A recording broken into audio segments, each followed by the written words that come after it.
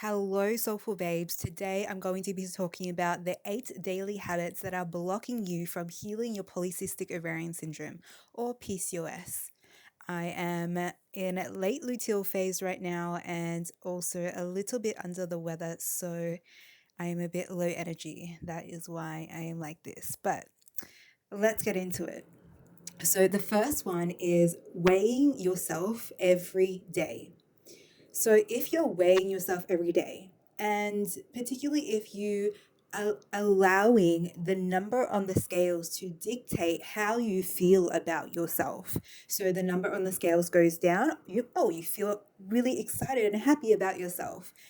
Or the number on the scale goes up or stays the same, and you feel really disappointed, really sad, really frustrated at yourself. And then you go on a restrictive diet. You're like, okay, well, I'm going to cut more calories because I should be losing weight.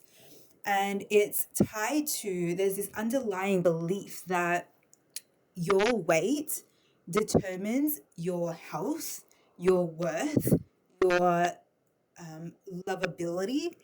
And so when you don't see weight loss, you believe that you're not worthy, you're not beautiful, and you're unhealthy.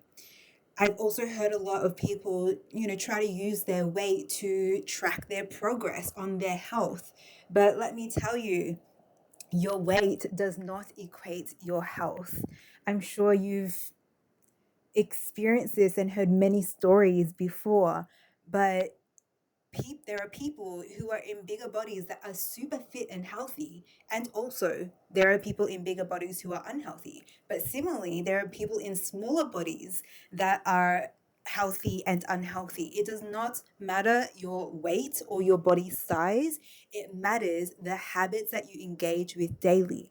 And so if you, for example, you've been trying to eat really well, you've been trying to exercise daily, but then you don't see the number on the scale drop, you don't see weight loss, and then you're like, well, I've been trying so hard to exercise and eat well, and the number on the scale isn't dropping, so there's no point in engaging in these habits at all, because I'm not seeing the results. And then you stop doing it altogether and go back to old eating habits that are unhealthy, and you stop moving your body regularly. How many times has that happened to you? The number on the scale does not matter. What matters is you engaging in those health habits daily, moving your body regularly, eating well, eating balanced and consistently, um, sleeping well, managing your stress, completing the stress cycle, regulating your nervous system, being in community, doing things that make you feel joyful, getting enough rest. All of these things contribute to your health. And so if you are doing those, regardless of what your weight is, you will be healthier. But if you allow your weight to dictate what you do, you'll constantly be stuck in a cycle of not being sure what to do, not seeing the results, so you don't continue to do the things that you need to do. And you'll never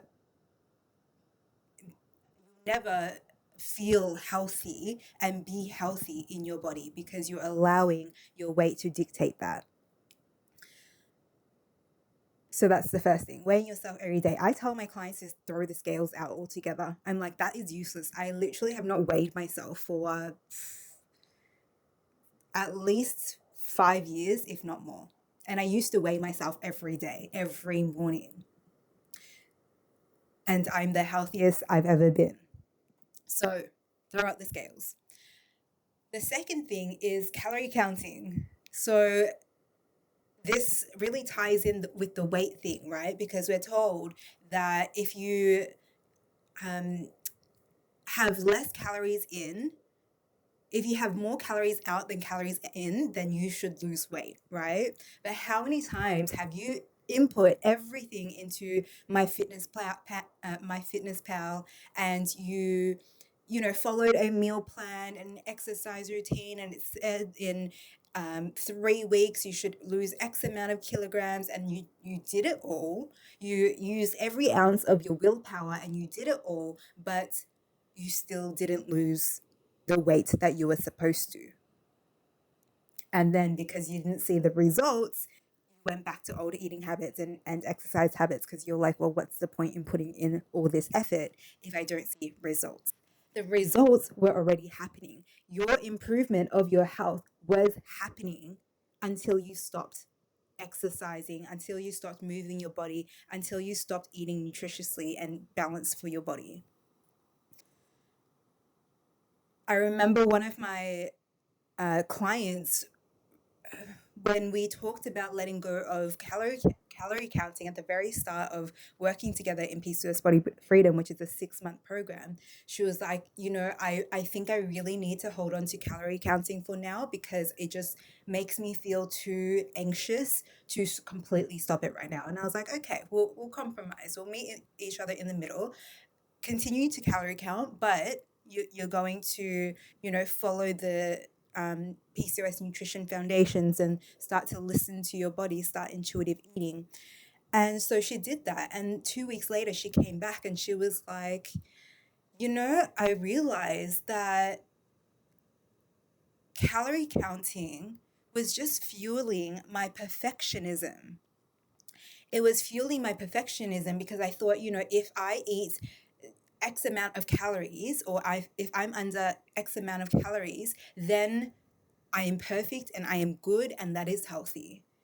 But it caused her so much anxiety to constantly be tracking every calorie that she ate and then every calorie that she expended, which is completely just not super accurate anyway, but regardless. So it was fueling she was saying it was fueling my perfectionism. But now that I'm implementing the PCOS nutrition foundations, I'm noticing how different foods and how eating in different patterns feels in my body. I don't really need the calorie counter to tell me if I'm doing well or not. I don't need it to tell me if I'm on the right track or not, because my body actually tells me. And that's the thing. Your body knows exactly what it needs to feel nourished.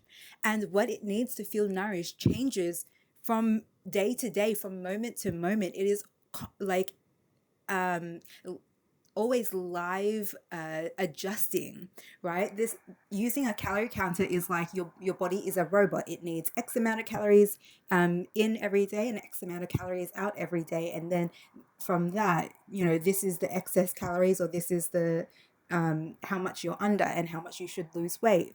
But in reality, our body is calculating the calories that it needs in real time, and it's super complex because the amount of calories that your body needs differs from literally second to second, moment to moment.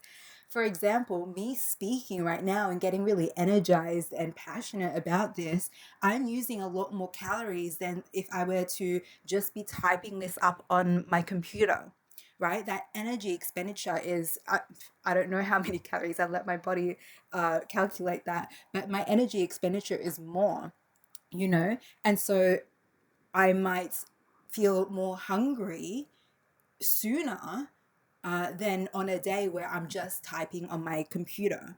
And so that might mean that I get hungry at 12:30 as opposed to 1 p.m. Or I'm more hungry and I need more food to fill me up and keep me stable and thriving at 12:30 than on the day that I was just typing things up at 12:30, right? And so our body is a super, super, super, super advanced computer that literally no calorie counter my fitness pal could never, ever, ever compare to. And so I don't waste my precious time and energy on this earth, the limited time that we have on this earth to calculate my calories, because it's so arbitrary, because my body does that so much, like a bajillion times better than any calorie counter could. And that the energy wasted on trying to be perfect, trying to calorie count, is one, causing anxiety, two, potentially leading to you undernourishing yourself, which then means that you're not able to heal your PCOS because your body is in survival mode. And that's the other thing that that's the other thing. So losing weight won't heal your PCOS. I'm sorry to break it to you, but losing weight won't heal your PCOS. What's going to heal your PCOS is creating balanced habits that will balance your hormones that are affected by your PCOS and with your PCOS. So, looking at your root cause and what root cause hormones are affecting your PCOS and driving your PCOS symptoms like irregular periods and acne and fatigue and excess hair growth and low energy and all of that. Okay. The third habit is using exercise as punishment. So, if you've ever made yourself go to the gym, or since we're kind of out of the holiday season now, if you thought to yourself over the holiday season, oh, okay, well I'll eat this cake now, but I'm gonna have to spend 2 hours at the gym tomorrow. Or, oh, I overate over the holidays, and so I'm gonna have to spend extra time to burn the calories. This is using exercise as punishment. This is having a, what's the word? Having a, I can't think of the phrase and the word right now, but it's like your food intake is correlated with your exercise, which it shouldn't be, and it doesn't have to be. Exercise, moving your body, can be joyful. You can actually enjoy moving your body. It doesn't need to be used as punishment. You don't have to spend an hour like doing grueling workouts at the gym to punish yourself for eating.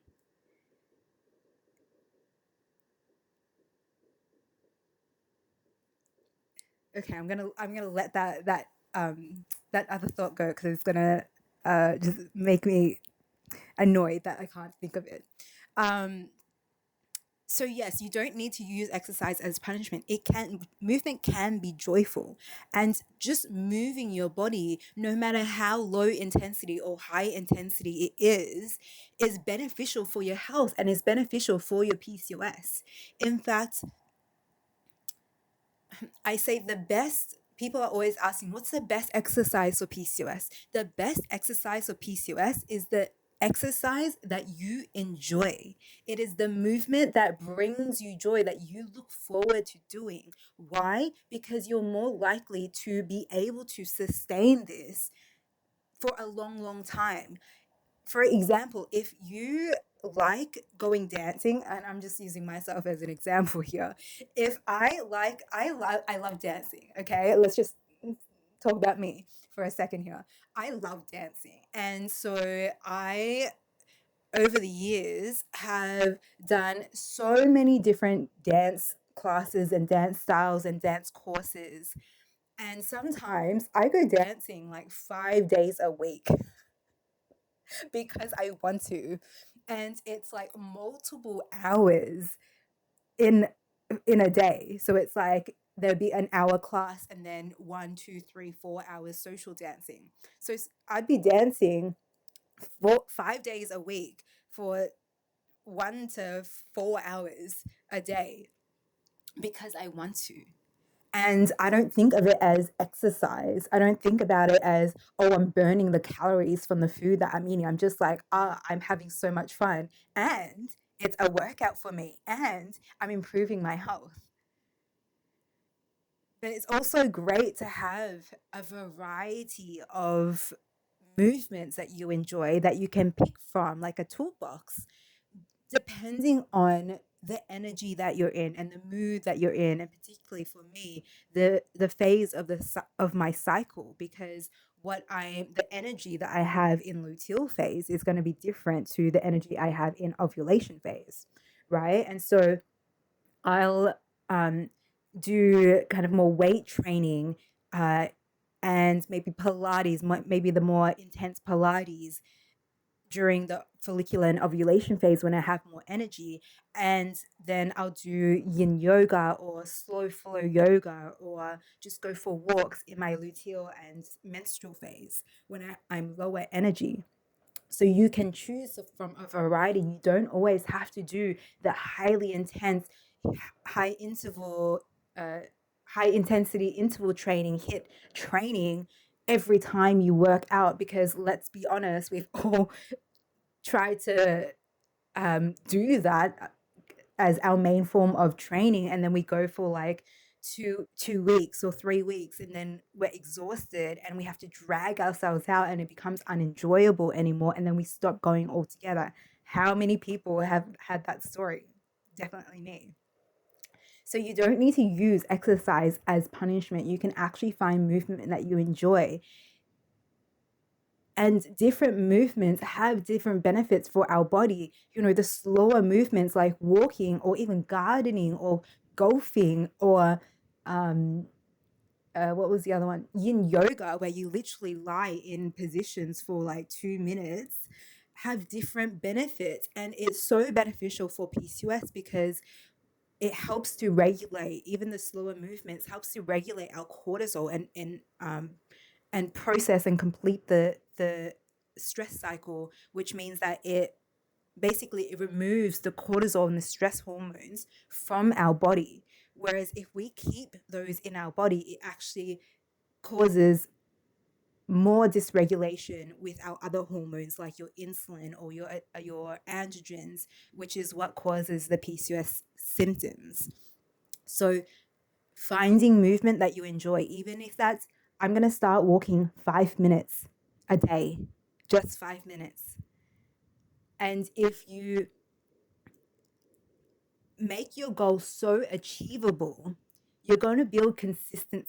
And when you build consistency, you build self trust, and you're going to be able to do the more harder movements, the more challenging movements when you don't particularly feel like it, more often, because you have that self trust.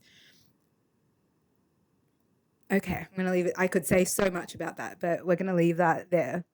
Okay, the fourth habit is getting into health kicks. So it's the new year, and people are in the new year, new me energy. Start the new diet in the new year. This year I'm going to be in a health kick, and I'm going to overhaul my diet and follow this meal plan or follow this diet, and I'm going to do this perfectly. And it's this whole like, I need to throw out everything that I'm currently doing and replace it with this other way of eating or other way of exercise that's deemed to be perfect, or that's deemed to be healthy, or that's deemed to be better. And this is a sure way to fail. This is a sure way to fail, because this really feeds into the all or nothing mindset. I've got to do this all perfectly, or I won't do it at all. So, you're trying to, you're trying to, you're trying to, I'm just being told to fix my audio. So you're trying to, so you're trying, what am I saying? So you're trying to, um, So you're trying to do this diet perfectly, or this exercise plan perfectly. And the one day that you mess up, you end up binging, or you eat something that's outside of the meal plan, or you don't end up prepping, and then you have to just order something from Uber Eats, and you're like, well, I messed up. already, and it was so exhausting to keep up because I was just, you know, trying to be someone else and follow someone else's meal plan as opposed to doing what feels natural to me. And so I'm just gonna give up because it's just too exhausting to try to keep up, right? Health kicks and meal plans and diets, they rely on willpower, which willpower is finite. You'll it is almost impossible to keep up with because it's just not realistic. It's not sustainable. It's a fast burn. Anything that is intense often fizzles out just as intensely. It's like, oh, all the motivation and excitement and intensity, and then it drops down really quickly as well. Because it's not designed to be tailored to you. The the antidote to this, the other way to go about improving your health that is not this massive overhaul of everything that you're doing is to look at what you're currently doing and making small incremental changes at a time. And this is exactly what I help my clients to do. I don't give out meal plans because I know they don't work. And I don't want to be someone who gives this big false promise that this meal plan is going to solve all their problems, and then in 2 weeks it doesn't work, and then my clients feel like they're a failure because it's not you that's the failure, it's the meal plan. It doesn't work.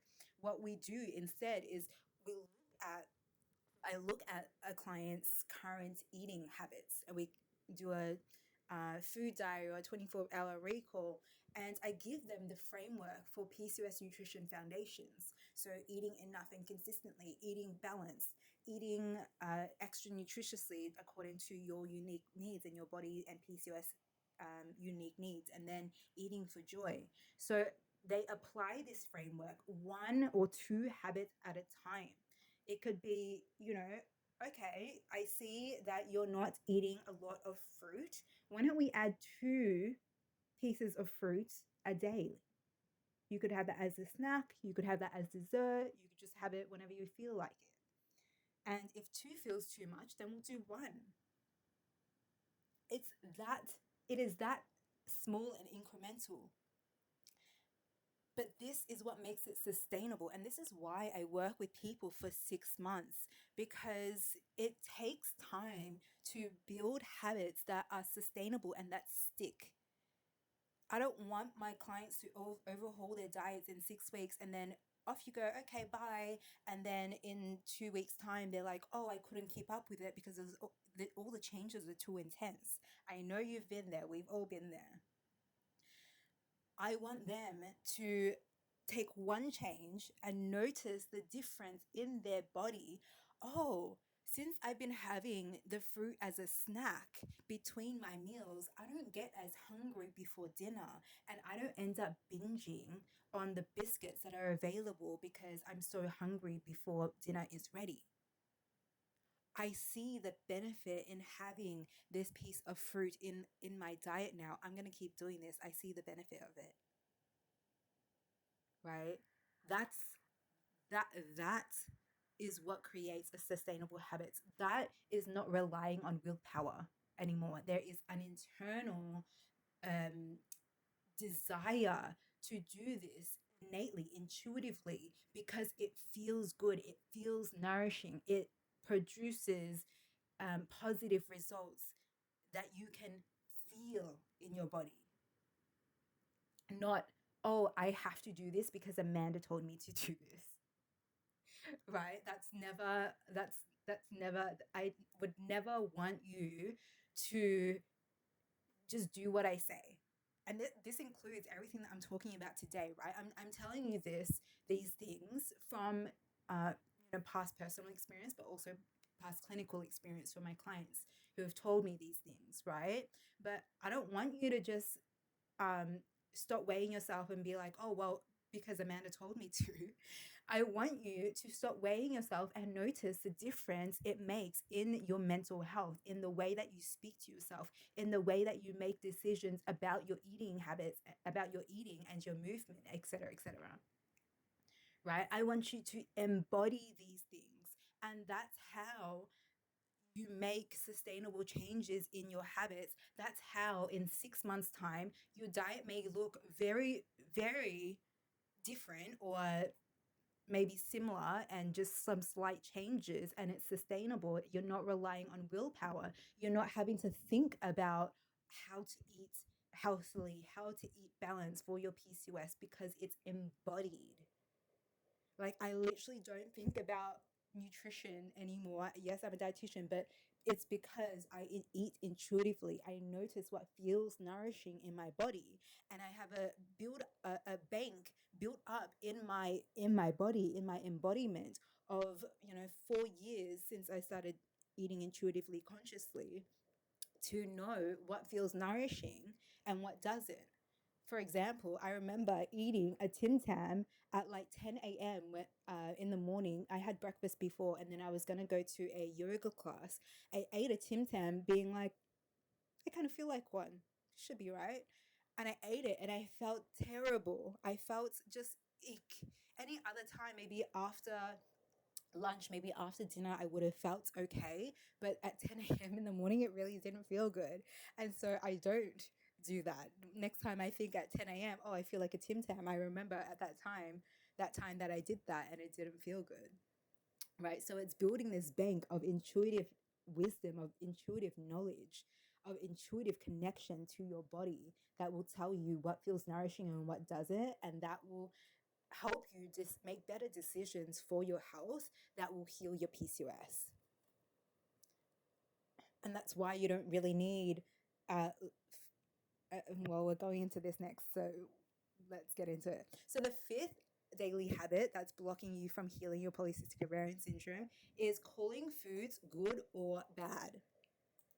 So having this dichotomous thinking, this black and white thinking around foods, or really around anything, but we're talking about foods here, around foods is very harmful. This is classic diet culture mindset, Salads are good and chocolate is bad.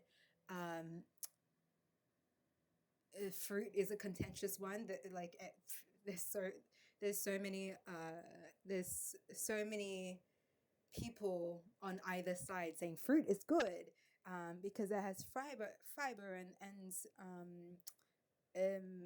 you know nutrients so that we can use as energy. And then on the other side, people are like, fruit has too much sugar, blah blah blah blah. So if we look on the internet, if we look on the internet as sources of information for our nutrition, everything is toxic, everything is bad, everything is gonna kill us, so we might as well not eat at all. Right? It's like everything is so conflicting. Oh, the carnivore diet is the best diet because that's how we were as cavemen, and so you shouldn't eat anything but meat and fats. And then there's the other side where it's like, well, plant-based is the best, being vegan is the best. We should not be eating animal meats, and only plants and plant proteins and things like that. And then there's the keto people that are like, everything but carbs. Everything but carbs are so toxic. We need to go into ketosis, so only fats and protein and sometimes fiber. And then there's other people that are like, fats, all fats are bad. It's like, that's literally all the food groups. It's like, we might as well not, if we're going to listen to everything people say on the internet, we might as well not eat anything at all. And that's the other thing of like, when we're not connected to our body and our body's wisdom, nutrition is going to feel so confusing because there's so many different opinions and there's so many different viewpoints, and everyone's saying something different, and that's fine because there's diversity in our bodies. not all of our bodies needs the same thing. For some people, veganism might be really beneficial for them. For other people, the carnivore diet, look, I as a dietitian, I doubt it, but maybe for some people, the carnivore works really well for them. For some people, keto works really well for them. For some people, intermittent fasting, whatever. But the one thing that I really want for you is to be so connected to your body and your body's response, your body's communication, your body's wisdom, that you can try whatever diet that you want or whatever way of eating you want, whether that's, keto, intermittent fasting, intuitive eating, Mediterranean diet, your ethnic diet, and you can tell in your body what feels nourishing for you, what feels right for you, and what doesn't. Right? I'm not here to tell you you should only eat intuitively. You should only eat intuitively, but I'm not here to tell you that there's one right way to eat for everyone, right? Because it's all unique for you, like it's all unique. And if we look at, the different diets across the world as well, it's, different people eat differently. Um, and that's the same with, especially if you have PCOS, because your body with PCOS has different needs to someone without PCOS, right? And so, and the hormones that affect your PCOS are going to be different to another person who has PCOS, and what hormones affects them. And so your ways of eating might be completely different, even though you have the same condition, right? So it's about being connected to your body and noticing what feels nourishing for your body. That is the number one thing. And then if you want to try whatever diet or whatever way of eating, then that's amazing, because you're going to know what feels right for you. I think we strayed a little bit from good versus bad food, but yeah, you get the point. It's demonizing foods, labeling foods as good and bad, having this dichotomous black and white thinking is just makes no sense, because it's like, yeah, sure, salads are good, but if you're only eating salads and you've just done a, um, really intense weight training session and your body actually needs a lot of protein right now, like, you, you're just gonna eat salad and, let your muscles basically deteriorate because it's not having the nutrients that it needs to repair itself. Or if we look at, for example, chocolate, and we're like, oh, chocolate is bad. But it's like, well, what about chocolate that, that you gift to someone who was, it's their favorite chocolate, and you gift them their favorite chocolate. And when they eat it, they feel so much joy and so much pleasure, and there's so much love from you. Right? So is that bad then? It's like joy is healthy for us. Joy is contributes to our health. So we need to really stop thinking about food and nutrition and health as just, so we need to think about health as not just calories in, calories out, what we eat and how we exercise, but actually look at it holistically, our emotional health, our social health, our connection to culture and community, our spiritual health, our um, our relationship with the systems and all of these things as well. Okay, the sixth daily habit uh, that is blocking you from healing your PCOS. This is a big one. Be calling a lot of you out for this. So it is drinking coffee for breakfast. If you follow me, you hear me say this all the time, but some of you are still doing it. So having coffee for breakfast is so harmful for your hormones, particularly if you have PCOS, because the key hormones at play here are our cortisol, right? So cortisol is a stress hormone, and it's natural for us to have fluctuations in our cortisol throughout the day, particularly in the morning. When we wake up, it usually peaks around 10. a.m., right? Because if we don't have cortisol, we'll be lying in bed doing nothing all day, every day, right? Which sounds great if, we've been running on cortisol for a long, long, long time. But after a while, we get bored, right? So we need cortisol actually to do things. And so naturally it peaks at 10 a.m. and then it starts to drop off throughout the day. And before bed, it should be at its lowest. And that's where melatonin props up, our sleep hormone. And that is what helps us sleep.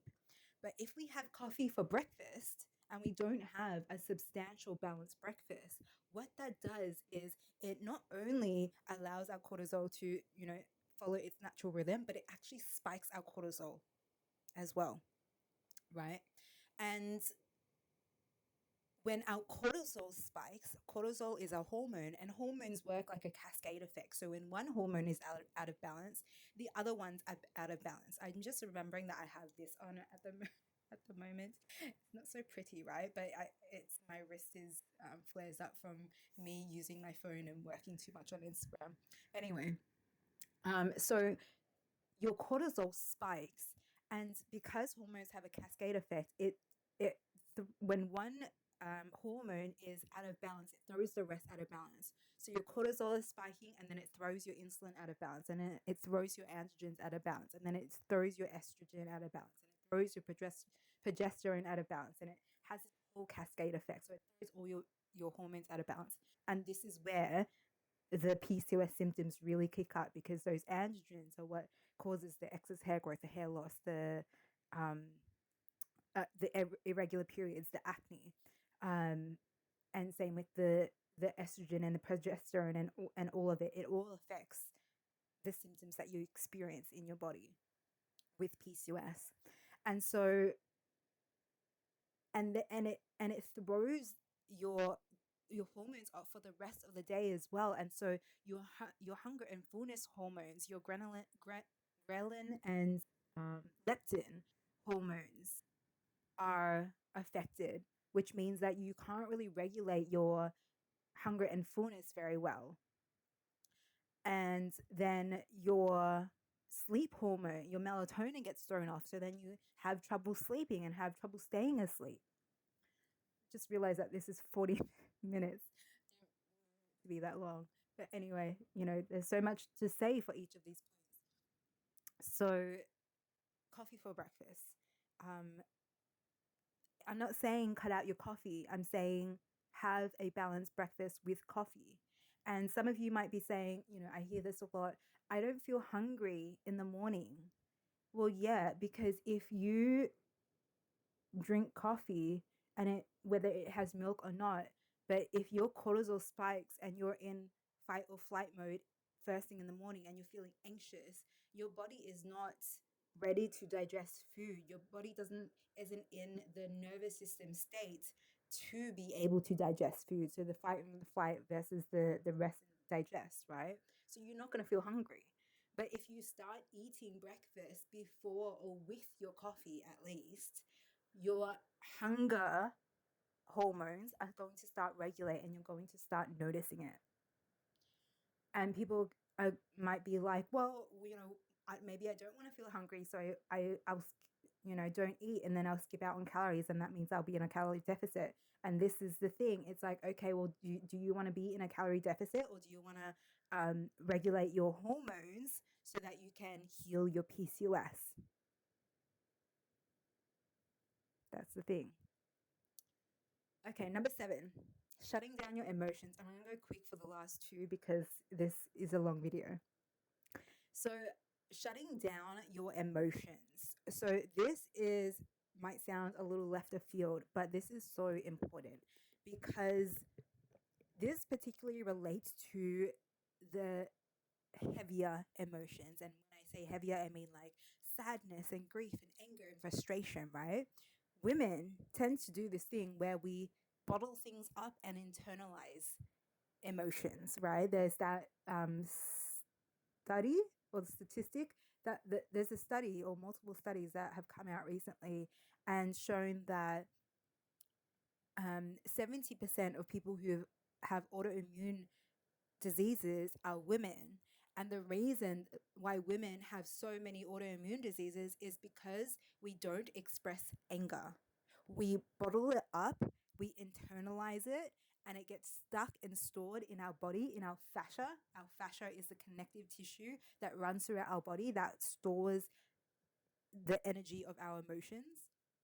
And it creates disease because there's stagnant energy there that's not meant to be there. And that is what causes autoimmune immune diseases. And so that's one kind of more, that's one pathway. But the other thing is these emotions that we don't feel comfortable to sit with and to express, they come out in other ways as well, or they become expressed in other ways. For example, that shame that we feel about our bodies, rather than um, externalizing that shame to diet culture or to the society who has these unrealistic, ever changing beauty standards, we internalize it and then we shame our own bodies. And that makes us do things like go on restrictive eating diets to try to make ourselves smaller, or punish ourselves with exercise, or that's why we get triggered when our mum makes a comment about our eating habits or about our body, right? So what we avoid comes out in other ways. So if we are not sitting with discomfort,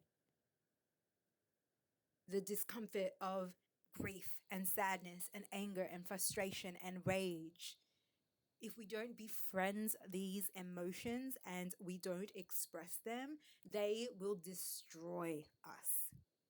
And this includes worsening our PCOS symptoms, your PCOS symptoms, because it also affects your nervous system and your cortisol, your stress hormone, and other hormones within your body. So getting comfortable with sitting with uncomfortable emotions and expressing it. And if you're not familiar with how to do that, if you don't know how to do that, maybe that means going to therapy. Maybe that means hiring a coach, right? I had to do that. I didn't know how to connect to my emotions and express my emotions, my heavier emotions back in the day. I was only happy, happy, happy. But internally, I was depressed as AF. And I had to go to therapy to be able to connect to my emotions. And now, whew, now I have the most beautiful relationship with my emotions, where I can really connect to, sit with, feel, and express them. And I feel more in control of them because I'm able to handle them in a way and be honest with them.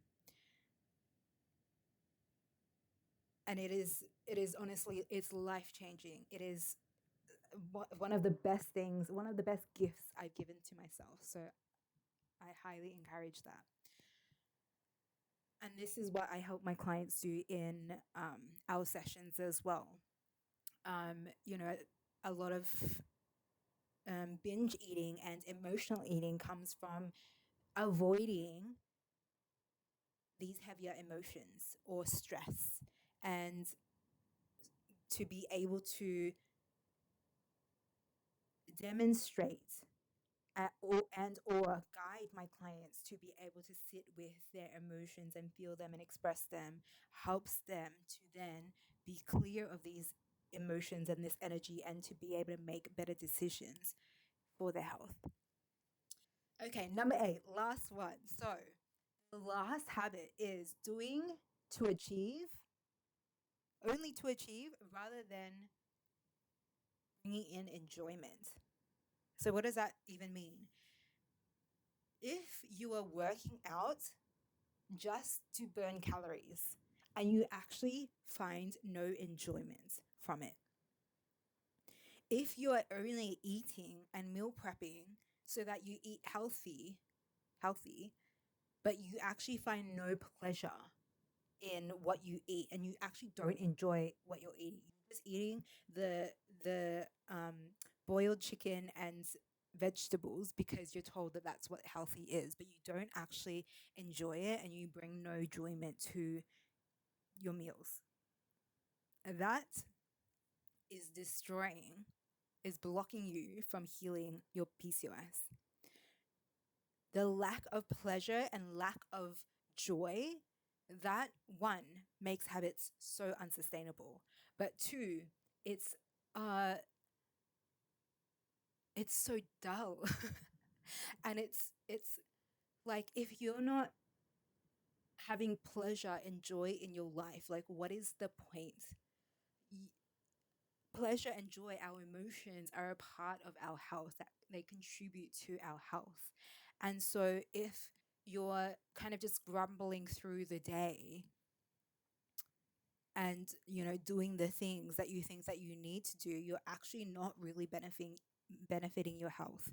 And also it's not going to be sustainable, because eventually you're going to get frustrated, you're going to get stressed, you're going to get annoyed, and this energy sticks in your body. And if you don't have the joy and the pleasure to counterbalance that, it affects your body, it affects your mind, it affects your emotions. And so I feel like this theme has been, I've talked about this throughout. Health is holistic. Healing your PCOS needs to be a holistic approach that looks at not just your nutrition and not just your movement, but also your emotions, also your other habits, your relational habits, your connection to yourself, your connection to your body, your relationship with food. If you're constantly talking down to yourself and berating yourself, that's not healthy either. If everything is such a tedious task, that's not healthy, that's not sustainable, that's not going to heal your PCOS. But if you learn to heal your relationship with your body, you learn to connect to its wisdom, you learn to find habits that you enjoy doing, that you look forward to doing. And when you do them, you feel how nourishing it feels in your body. And you notice that your energy improves, that your mood improves, that your skin gets clearer, your hair gets shinier, um your mojo just it comes back. That is the signs that you're on the right track. And if you keep doing that, that is what helps you heal your PCOS and potentially reverse it. So, those are the 8 habits that block you from healing your PCOS. I hope that has been helpful. If you would like to work on improving your habits so that you can heal your PCOS, so that you can regulate your periods, get rid of the excess acne, the acne, the excess hair growth, the hair loss, if you want to learn how to heal your relationship with food and your body and start eating intuitively so that you become embodied in this, and so you don't have to think about it and use so much willpower, but it actually becomes so intuitive and so innate, so that you can heal your PCOS, then reach out, book a free discovery call with me, a free vibe check call with me. I'll link the link to do that in the description below. This is how you're going to be able to achieve sustainable results in healing your PCOS, but also not just that, but also actually feel fulfilled, feel healthy and happy and joyful and free in your body and in your life. Thank you so much for letting me yap on for you in this video. I hope you have learned something valuable. Please like, comment, and share this video if you have found it helpful, and we'll see you very soon.